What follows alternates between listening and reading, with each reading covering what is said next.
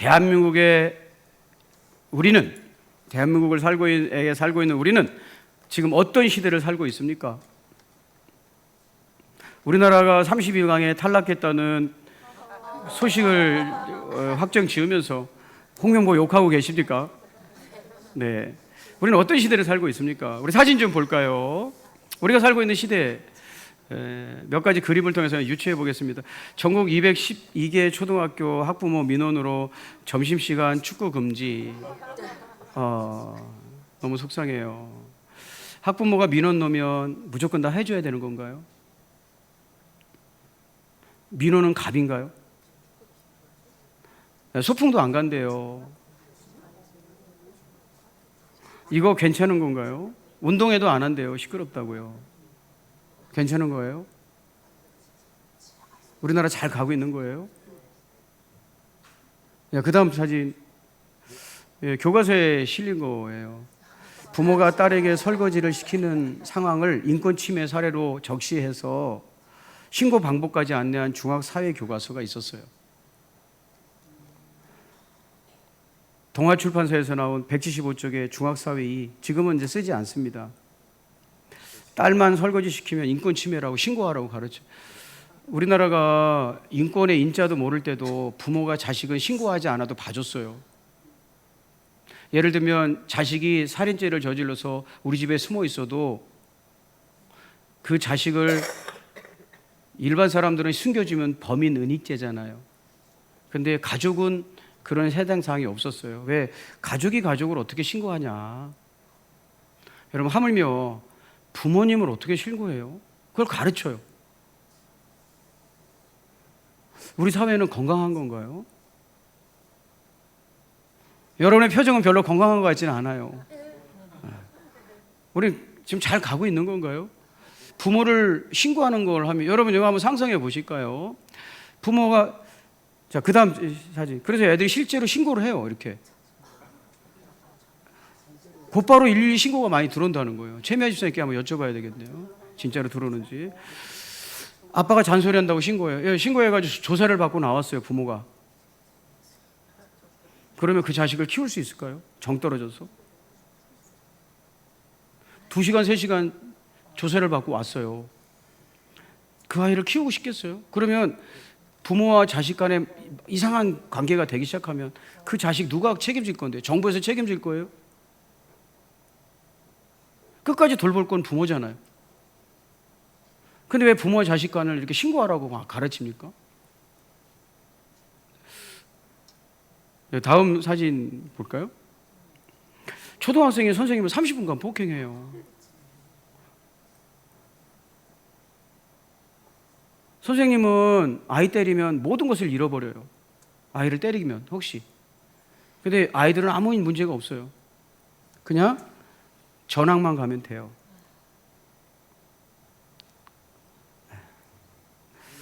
여러분, 이게 지금 어떤 현상이 일어나고 있는 거냐면요. 우리 사회에서 어떤 현상이 일어나고 있는 거냐면, 우리는 어떤 시대를 살아가고 있냐면, 크게 한번 성경 읽어보세요. 자, 마태복음 24장 12절 시작. 크게 시작.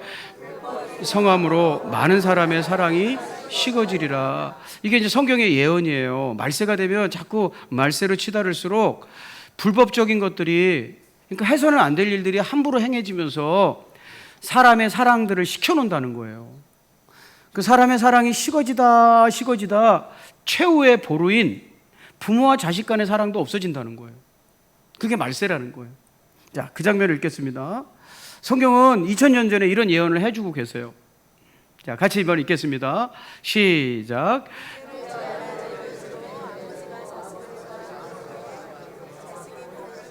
자식이 부모를 거슬러 일어나서 부모를 죽일 것이다. 그러니까 이거는 어떤 장면이냐면요, 사랑이 식어진 상태를 이제 이렇게 우리에게 알려주는데, 이제 더 이상 부모와 자식 간의 사랑도 존재하지 않는다는 거예요. 필요하면 자식도 죽일 수 있는 시대, 필요하면 부모도 죽이는 시대가 도래할 거라는 거예요. 그 첫 징조가 신고하는 거예요, 이제. 여러분, 우리는 이런 시대에 어떻게 해야 될까요? 저는 이 시대가 길을 잃어버렸다고 생각해요. 교육을 어떻게 해야 되는 거냐 그러면. 여러분, 하나님의 백성들은요, 이런 시대에 어떻게 살아야 되는지를 말해주는 게 사람 중에 하나가 요셉이라는 사람이에요. 요셉은요, 길을 잃어버린 세대를 살았어요. 그가 노예로 애굽이라는 나라에 팔려갔는데 그 애굽이라는 나라가 길을 잃어버렸어요. 앞으로 우리나라는 어떻게 가야 되지? 이 나라는 어떻게 이 시대를 풀어가야 되지를 잃어버렸어요. 되게 풍요로운 나라였는데 애굽은 길을 잃어버렸어요. 자, 그 장면을 볼게요. 창세기 41장 8절의 말씀에 보면 아침에 그의 마음이 번민하여, 이게 왕이거든요. 애굽 이집트의 왕이었던 파라오, 막 고민하는 거예요. 그의 마음이 번민하여 사람을 보내요. 애굽의 점술가와 현인들을 모두 불러 그들에게 그의 꿈을 말하였으나 내가 이상한 꿈을 꿨는데 징조가 안 좋다. 이게 무슨 얘기냐 하고 고민을 털어놨는데 그것을 바로에게 해석하는 자가 없었더라. 무슨 얘기인지 모르겠습니다. 이렇게 대답을 했다는 거예요. 그래서 바로라는 사람, 파라오라는 사람이 너무너무 고통스러워서 이게 뭔가 불길한 징조 같은데 이게 도대체 무슨 뜻이냐. 그때 요셉이라는 사람, 이스라엘에서 팔려온 요셉이라는 그 노예를 알게 돼요. 그래서 그 사람을 불러오라고, 꿈을 잘 푼다고 하니까 불러오라고 그래요. 그랬더니 요셉이 와서 이렇게 얘기했어요. 자, 그 장면을 이제 계속 읽어볼게요. 아까 42장 8절에서 번민하고 잠을 못 자는 거예요. 그래서 요셉이 나타났어요. 옥에 갇혀 있다가 노예가 끌려왔어요. 바로가 요셉에게 이르되 내가 한 꿈을 꾸었으나 그것을 해석하는 자가 없더니 들은즉 너는 꿈을 들으면 능히 푼다 하더라. 요셉이 바로에게 대답하여 이르되 내가 아니라 하나님께서 바로에게 편안한 대답을 하시리이다 그랬어요. 하나님께는 답이 있어요 라는 뜻이었어요. 여러분, 요셉은 답을 말해준 사람이었어요. 문제만 나열하는 사람을 원망하고 불평한다 그래요. 해결책을 제시하는 사람이 하나님의 사람이에요. 우리 사회가 뭔가 문제가 있다는 건 다 말할 수 있어요. 그럼 이 사회가 어떻게 살아야 되는데 하고 해결책을 제시해 주는 거를 우리는 하나님의 사람이라고 해요. 경부고속도로 타고 쭉 가다 보면 뭐 경부고속도로와 호남고속도로가 만나긴 하죠. 대전부터 만나가지고 올라가다 보면, 아무튼 경부고속도로 서울 가까이 가다 보면 이런 간판 보셨나요? 야, 이런 간판. 고려온단에서, 믿음의 기업인가 봐요. 고려온단에서 예수님은 당신을 사랑하십니다 이렇게 써놨어요. 사람들이 잘 보이게. 이렇게 믿음의 사람들이 이렇게 메시지를 써가지고 도로가에다 뭔가를 세우는데, 미국의 시골이나 미국의 도로를 달리다 보면 종종 볼 수 있는 이런 표지판 이런 거 있어요. 이런 것들을 많이 세워놔요. 자, 예수님은 한 가지 선택지가 아니에요. 예수님은 당신이 갖고 있는 그 궁금증에 그 답이에요. 바로 그 답. 이렇게 표현되어 있어요. 여러분, 왜 하나님의 백성은, 성도들은 세상에 답을 줄 수 있습니까? 예수님이란 해답을 알고 있기 때문에 그렇다는 거예요. 네, 죄송합니다. 자, 예수님이라는 해답을 우리가 알고 있기 때문에 우리도 세상에 답을 줄 수 있다는 거예요. 여러분, 예수님이 인생의 답이에요 라는 것은 무슨 뜻이냐면요, 예수님이야말로 우리 인생의 답이에요 라는 뜻이 뭐냐면, 우리 요한복음 14장 6절 같이 한번 읽어볼게요. 자, 시작. 내가 곧 길이요 진리요 생명이니 나로 말미암지 않고는 아버지께로 올 자가 없느니라.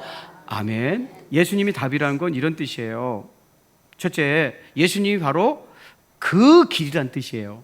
한번 따라해 볼까요? 예수님이 바로 그 길이다. 본문에 나오는 길, 진리, 생명이라는 낱말 앞에는 우리에게는 좀 익숙하지 않지만 유럽 어족, 라틴어나 영어나 스페인어에는 익숙한 정관사가 붙어 있어요. 어떤 걸 딱 특정하는 거죠. 그래서 그 길이라고 되어 있고, 그 진리라고 되어 있고, 그 생명이라고 되어 있어요.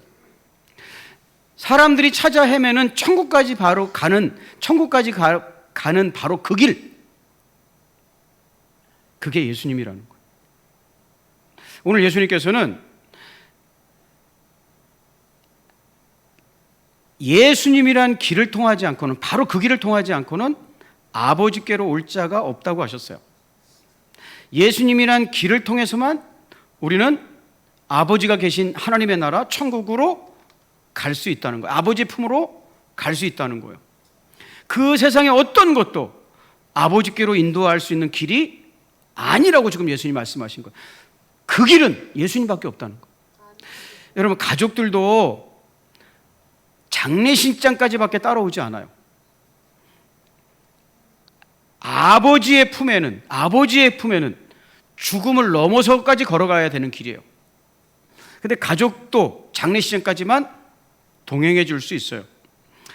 하기는 요즘은 가족들도 장례식을 하지 않는다고 그래요. 장례식을 하지 않는 문화가 점점 커지고 있다고 하고, 가족들도 사실은 남남처럼 지내는 가족들도 굉장히 많아요. 옛날에는 가족이라면 다 장례식까지 따라와 줬는데 지금은 장례식장에도 나타나지 않는다는 거죠. 그런 가족들이 아무리 사랑한다고 해도 죽음 너머까지 인생을 동행해 줄 수 있냐는 거예요. 당연한 말씀이지만 불가능하죠. 여러분, 돈도 세상에서 가졌던 직급이나 직위도 아버지께로 갈 수 있는 길은 아니라는 거예요. 그 길은 한 길이라는 거예요. 외길이라는 거예요. 그것이 뭐라고요? 예수님이에요. 그런 뜻이에요. 내가 바로 그 길이다. 어떤 길? 아버지께로 갈 수 있는 그 길이다. 여러분, 예수님이란 길을 걷지 않기 때문에 천국이 안 보이는 거죠. 예수님이란 길을 통해서만 천국에 이른다고 하셨으니, 만일 어떤 사람이 천국은 없어 라고 말하면 없는 게 아니라 내가 천국에 가는 예수님이란 길에 서 있지 않기 때문이라는 거죠. 여러분, 아까 그 말씀드렸던 Jesus loves you는 서울 가는 길에서만 만날 수 있는 거예요. 부산으로 가는 길에는 없어요, 그 간판이. 여러분, 천국은 없어, 죽으면 다 끝이야 라고 강력하게 여러분이 주장한다 하더라도 하나님의 나라는 있거든요. 근데 이 나라가 보이기 시작하는 사람은 그 길에 서 있는 사람들이라는 거예요. 여러분, 우리가 그 길에 서서 대답을 해줄 수 있는 사람들이 되기를 주의 이름으로 축복합니다. 천국 가는 길에 서 있어서 나는 아버지 품으로 가고 있다라는 대답을 할 수 있는 여러분들이 됐으면 좋겠습니다. 두 번째, 예수님은 그 진리라고 말씀하시는 거예요. 여러분, 진리라는 것은 간단하게 변하지 않는 도리나 법칙이에요. 여러분, 이 세상에는 변하지 않는 법칙과 중요한 삶의 도리가 있는데, 여러분, 그것을 모르고 산다면 인생이 어떻게 되겠어요? 우리가 흔히 구도자라는 말을 쓰는데, 구도자는 멋있는 말이 아닙니다. 저 사람은 피 안의 세계를 찾는 구도자요, 이러면 멋있게 들리지만 사실은 안타까운 말입니다. 왜요? 도를 구한다는 것은 아직 도가 뭔지 모른다는 거잖아요. 인생에 변하지 않는 가치를 아직 모른다는 거잖아요. 그래서 찾는 중이라는 거잖아요. 여러분, 가장 인생에 중요한 게 뭔지도 모르고 살아가는 사람, 불쌍한 사람 아닌가요? 성철 스님이라는 유명한 분이 계셨어요. 그분은요, 죽기 전에 이런 말을 했어요. 자, 이런 게 있어서 마치 캡처해 왔어요. 나는 순 거짓말만 하고 사는 사람이니까 내 말에 속지 말라, 그 말이요. 이분은 이걸 진심으로 말하는 걸까요? 선문답하는 걸까요? 우리에게 생각해보라고 선문답을 주는 걸까요? 아니면 자기도 잘 모르겠다고 얘기하는 걸까요?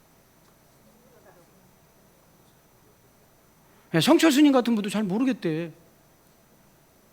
그리고 내가 하는 말은 맞을 수도 있고 틀릴 수도 있으니까 내 말 믿지 말라는 거예요. 한번 여쭤보고 싶어요. 변하지 않는 가치를 발견하셨습니까?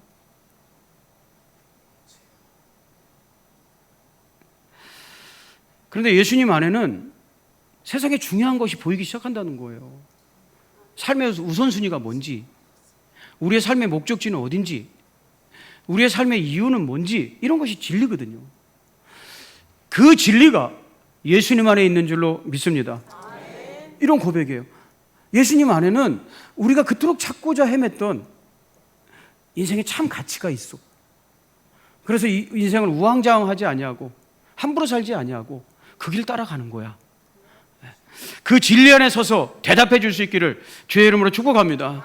아까 제가 처음에 보여드렸던 우리나라의 교육이 엉망이 되고 방향을 잃은 것이 뭐예요? 진리를 모르는 거잖아요. 이게 옳은 거야, 이게 옳은 거야. 또 이런 것이 잘못돼가지고 사회적으로 문제가 많이 되면 그때 또 반성하고 또 다른 대안을 내세우겠죠. 이게 우왕좌왕 아닙니까? 네, 이 우왕좌왕하는 이유는 진리를 모르기 때문이 아니겠습니까? 여러분, 예수 안에서 여러분, 내가 왜 살아야 되는지, 내 인생은 어디로 가는지, 삶의 우선순위는 무엇인지 정하고 흔들리지 말고 살아가시기를 주의 이름으로 축복합니다. 그런 삶이 다른 헤매고 있는 사람들에게 대답이 된다 이 말이에요. 시대가 어떻게 바뀌어도 흔들리지 않고 사는 거죠. 하나님의 은혜가 여기 있어서 그 진리 속에 있기를 주의 이름으로 축복합니다. 세 번째는요, 예수님께서 말씀하셨어요. 왜 우리가 세상에 대답을 해주고 살 수 있느냐? 예수님 안에 그 생명이 있다는 거예요. 여러분이 찾던 그 생명, 아는 사람도 있고 모르는 사람도 있지만 막연하게나마 우리의 삶이 여기서 끝나는 것이 아니라 또 다른 삶이 있다면 그 삶은 뭘까 하는 그 생명이 예수 안에 있다는 거예요. 여러분, 우리의 생명은요, 죄로 말미암아 죽어 있어요. 이 죄는요, 우리에게 끊임없이 저주를 만들어요. 그리고 방황하게 만들어요. 여러분, 늘 아까 우리가 주님을 앙망하는 사람은 고단치 않을 것이다, 피곤치 않을 것이다 라고 찬양을 불렀는데 늘 피곤하고 고단한 것은 방향을 잃어버렸기 때문이에요. 고단한 인생길을 살아가는 거죠.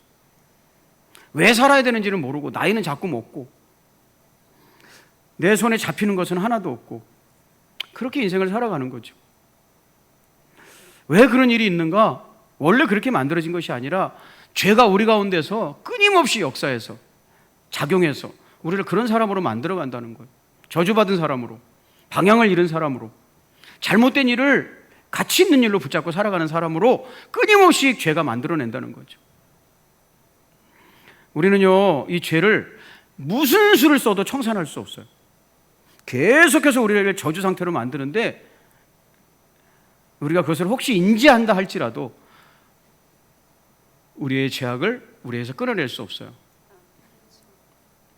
한 가지 방법밖에 없어요. 죄를 청산할 수 있는 방법. 내가 죽어야 돼. 죽으면 더 이상 죄가 우리를 주관하지 못해요.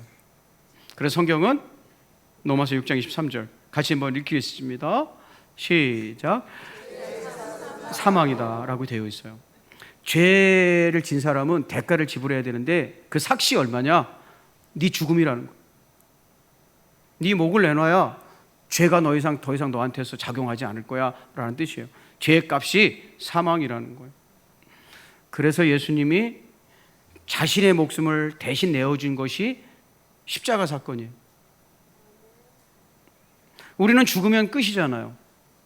근데 부활의 권세와 능력이 있으신 예수님이 우리 대신에 십자가에서 죽어주셨어요.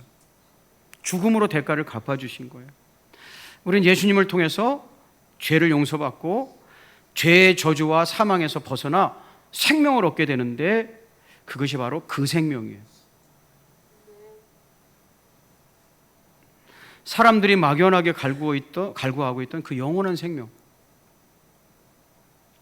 그 생명을 가진 사람들은 예수님이란 길을 걸어서 아버지께로 간다는 이야기예요. 그리고 그 길 끝을 다 걸어가서 우리는 다시 만날 거예요. 기쁨과 영생의 시간이고 하나님이 우리의 수고를 갚아주시는 상급의 시간이죠. 우리 딸이 자기 방을 정리하면서 버릴 책 이렇게 쭉 정리하다가 종이 한 장을 제 책상 위에 올려놨어요. 무슨 종인가 이렇게 봤더니 우리 아버님의 유품이었어요. 우리 아버님이 간직하고 있던 유품이 왜 우리 딸의 방에서 나온지 모르겠지만 나오니까 버릴 수 없어서 제 책상 위에 올려놓은 것 같아요. 그 유품이 뭐냐, 우리 아버지께서 돌아가신 우리 아버지께서 간직하셨던 유품이 뭐냐면 저희 할머니 부고장이에요. 부고장. 1968년 6월 13일 부고, 지금부터 한 60년 가깝게 된 전에 부고장이에요. 저희 어머님 돌아가셨어요를 알리는 거였어요. 저희 아버지는 어머님 돌아가셨을 때 통탄하셨거든요. 그래서 그 부고장을 아직도 간직하고 계셨나 봐요. 그 당시에 저희 가족들이 용산구 신창동에 모여 살았더라고요. 빈소는 용산구 신창동이라고 써 있고 장지는 용인군 남사면이라고 써 있더라고요. 아버지가 어머니가 돌아가시는 걸 늘 자주 얘기하고 통탄해 하셨는데 그 할머니가 뭐라고 남겨주고 유언을 남겨주고 가냐면 천국에서 만나죠였어요. 천국에서 만나죠. 그 생명을 가진 사람들이 하는 고백이에요. 우리의 이별은 영원한 이별이 아니고 그 나라에서 만나는 거다. 우리 아버지가 그 유언과 할머님이 남긴 유언과 부고장을 간직하고 사셨던 것 같아요. 예수님이란 길을 통해서 우리 꼭 같은 곳에서 만날 수 있기를 주의 이름으로 축복합니다. 그래서 두려워 떨고 죽음의 공포에 휩싸이는 사람들에게 대답해 줄 수 있는 사람들로 살아갔으면 좋겠어요. 여러분, 예수 믿지 않고 돌아가신 분들에게는 이 찬양을 불러드리지 않지만 예수 믿고 돌아가시고 천국에 입성했다는 것이 확실한 분들에게는 우리 그분의 육신을 안장하는 예식에서 꼭 불러드리는 찬양이 있어요. 우리 이 땅에라는 찬양이에요. 예수 믿는 사람에게만 불러드리는 찬양. 여러분 이 찬양 받고 여러분 천국으로 환송되는 여러분 되시기를 주님의 이름으로 축복합니다. 말하자면 우리 초대교회 공동체의 천국 환송곡이죠. 차마 예수 안 믿고 돌아가신 분들에게는 위로를 전하고 안타까움을 표현하지만 차마 신앙 양심상 이 찬양을 부를 수는 없더라고요.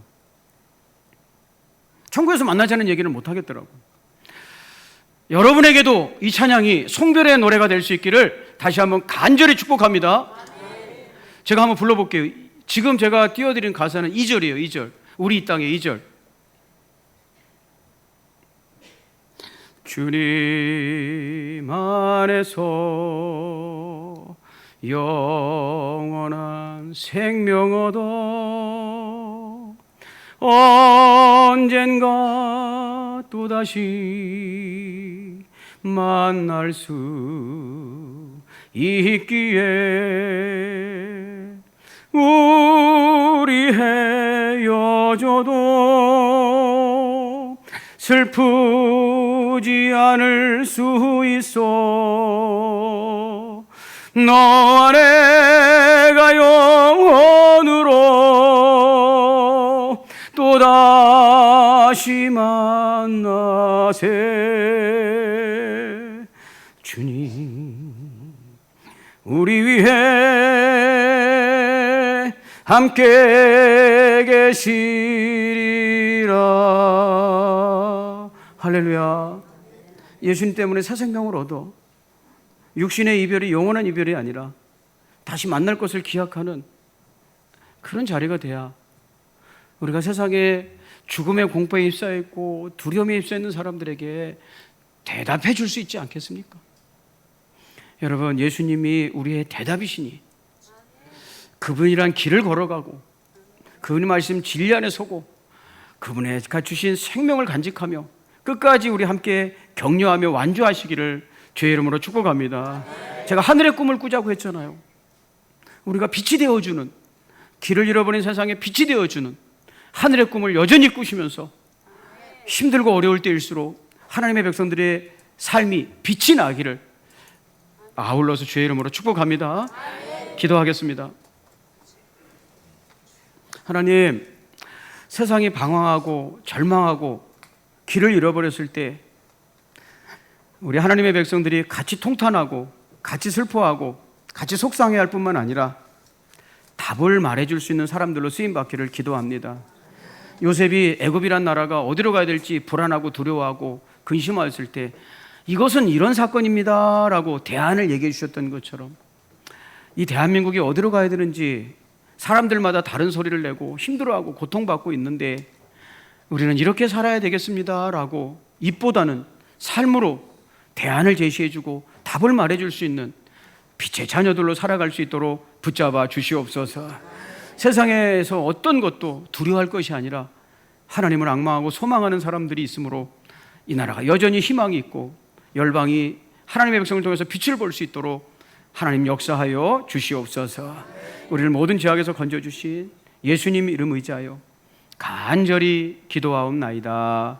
아멘. 성도 여러분이